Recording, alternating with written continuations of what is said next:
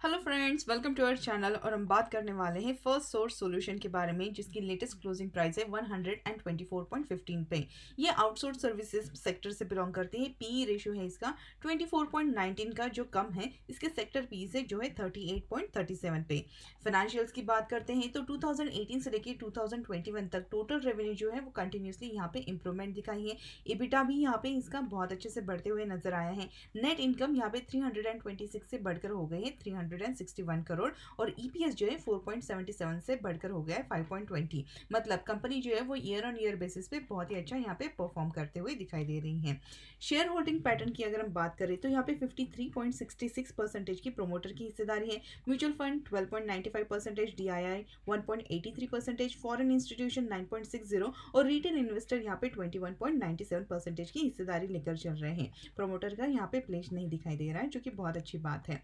अगर हम यहाँ पे कंपनी की अगर स्ट्रेंथ की बात करते हैं तो देखिए यहाँ पे कंपनी का लो डेप्ट है, और उसी के साथ जो नेट प्रॉफिट इंक्रीज हो रही है ईयर ऑन ईयर बेसिस पे, प्रॉफिट भी क्वार्टर ऑन क्वार्टर बेसिस पे इंक्रीज हो रहे हैं। कैश फ्लो जो है वो बढ़ते हुए दिखाई दे रहा है। बुक वैल्यू भी लास्ट 2 साल में इंक्रीज हुई है। कंपनी का जीरो प्रोमोटर प्रिविलेज है, और यहाँ पे ऑपरेटिंग प्रॉफिट जो है इंक्रीज हो रहे हैं ईयर ऑन ईयर बेसिस पे। अब यहाँ पे हम बात करते हैं इसके वीकनेसेस की, तो देखिए निगेटिव ब्रेकडाउन हो गया है इस स्टॉक में।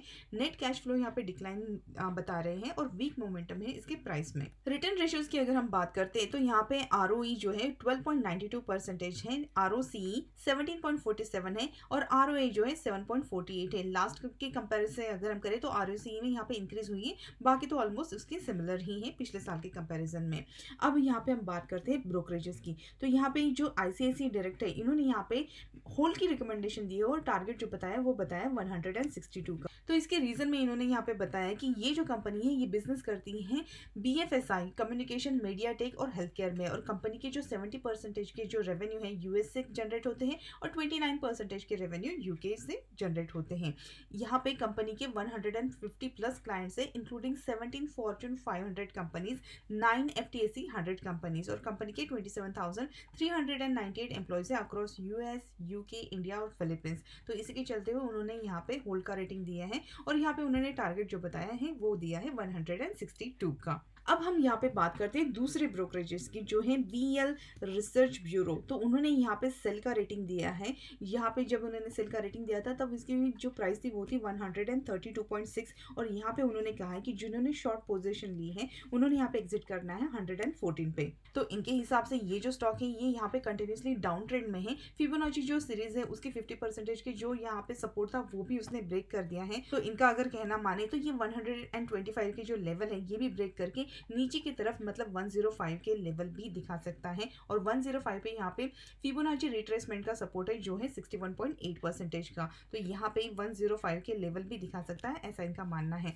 तो इन्होंने तो ट्रेडर को यहाँ पे शॉर्ट पोजीशन यहाँ पे लेने के लिए बताया है, और यहाँ पे जितनी बार ये बाउंस देगा मतलब जितना ऊपर चला जाएगा वहां से आप शॉर्ट्स जो है वो एक्यूमुलेट कर सकते हैं, मतलब और यहाँ पे शॉर्ट्स की पोजीशन मतलब सेल कर सकते हैं यहाँ पे। और यहाँ पे स्टॉप लॉस जो है वो दिया है 146 का, मतलब अगर स्टॉक 146 के ऊपर अगर जाता है तो इसमें बहुत अच्छा अप ट्रेंड आ सकता है, और 129 अगर ब्रेक करता है तो इन्होंने बताया कि अपना जो यहाँ पे स्टॉप लॉस है वो ट्रेल करते हुए एग्जिट करना है पोजीशन 114 पे। मतलब ये यहाँ पे कॉन्फिडेंट है कि 125 के ये जो लेवल टूटता है तो 114 के लेवल भी यहाँ पे दिखाई दे सकता है, और यहाँ पे 146 के लेवल अगर ये क्रॉस करता है तो उसके बाद ये स्टॉक में अप ट्रेंड आ सकता है, ऐसा इनके टेक्निकल एनालिसिस के हिसाब से मानना है। करते हैं यहाँ पे एफएसएल के डेली चार्ट के बारे में, तो देखिए यहाँ पे कोरोना के टाइम पे ये जो स्टॉक है उसने ऑलमोस्ट 26 के आसपास के लोज लगाए थे, और वहां से जो अपनी जर्नी स्टार्ट की है इसने 240 के हाईज लगाए। बहुत कम ड्यूरेशन में ये स्टॉक ने मल्टी फोल्ड रिटर्न दिए हैं अपने इन्वेस्टर को,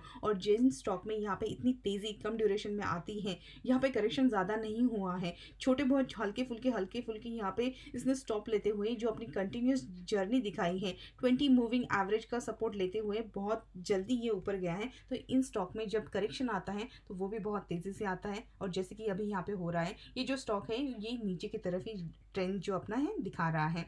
यहाँ पे अप ट्रेंड अभी नहीं है क्योंकि स्टॉक जो है ये वीक मोमेंटम दिखा रहा है। अब देखिए यहाँ पे अगर हम देखते हैं चार्ट पैटर्न को, तो ये जो चार्ट पैटर्न है यहाँ पे इसने जो हाई लगाए थे वो थे 240 के आसपास। अब ये हाई लगाने के बाद इसने जो लो लगाया अगर ये स्टॉक अप ट्रेंड में होता तो ये ऊपर जाता है, वो ये जो 240 का जो हाई है उसको भी ब्रेक करके ऊपर चला जाता। लेकिन नेक्स्ट टाइम इसने क्या किया, यहाँ पे 240 के हाई लगाए, नीचे आया और उसके बाद जो नेक्स्ट हाई लगाया वो सिर्फ 220 के आसपास लगाया और ये लोअर हाई बना।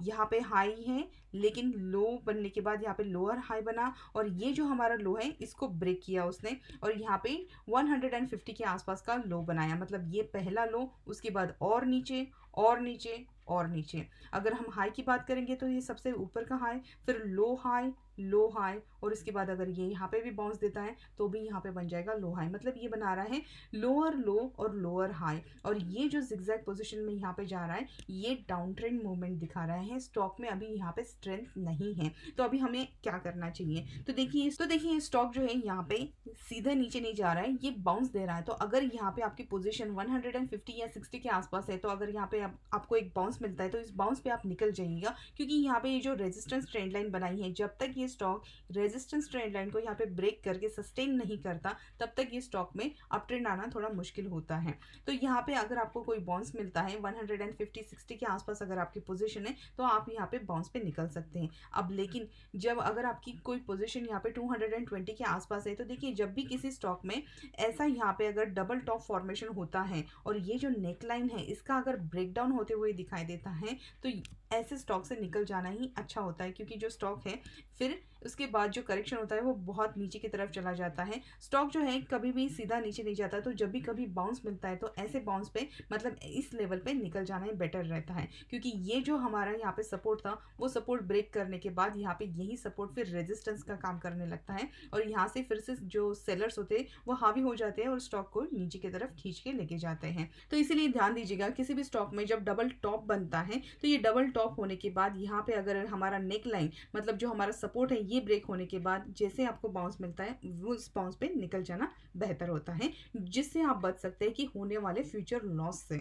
अब यहाँ पे देखिए ये जो है यहाँ पे इसने पीछे की तरफ अगर हम यहाँ पे देखते हैं तो इसने एक बहुत ही अच्छा राउंडिंग बॉटम फॉर्मेशन बनाया है। राउंडिंग बॉटम फॉर्मेशन बनाने के बाद इसका ब्रेकआउट जो दिया है ऊपर की तरफ गया है। तो देखिए यहाँ पे ये जो रेजिस्टेंस है ये रेजिस्टेंस ट्रेंड लाइन अब यहाँ पे काम करेगी सपोर्ट का। मतलब अगर ये स्टॉक यहाँ पे 110 के आसपास भी आता है तो यहाँ से एक अच्छा बाउंस देने की चांसेस हैं। लेकिन अगर इस स्टॉक ने यहाँ पे 110 की अगर जो लेवल है ये ब्रेक कर दिए तो उसके बाद ये जो स्टॉक है 80 से लेके 90 के आसपास के लेवल भी दिखा सकता है। तो इसलिए हमारा ये जो लेवल है 110 का ये बहुत ही इंपॉर्टेंट सपोर्ट लेवल है। ये टूटने के बाद नीचे की जो साइड का जो ज़्यादा वो डाउन साइड है वो ओपन हो सकती है। अब यहाँ से अगर ये हमें अप ट्रेंड की तरफ जाना है तो इसको सबसे पहले ये जो 150 का जो लेवल है ये 150 का लेवल सबसे पहले ब्रेक करना पड़ेगा और वही है हमारी रेजिस्टेंस ट्रेंड लाइन। तो जब तक ये स्टॉक रेजिस्टेंस ट्रेंड लाइन के ऊपर यहाँ पे सस्टेन नहीं करता यहाँ पे थोड़ा सा मुश्किल है अप ट्रेंड का आना। तो आई होप इस वीडियो में जितनी भी हमने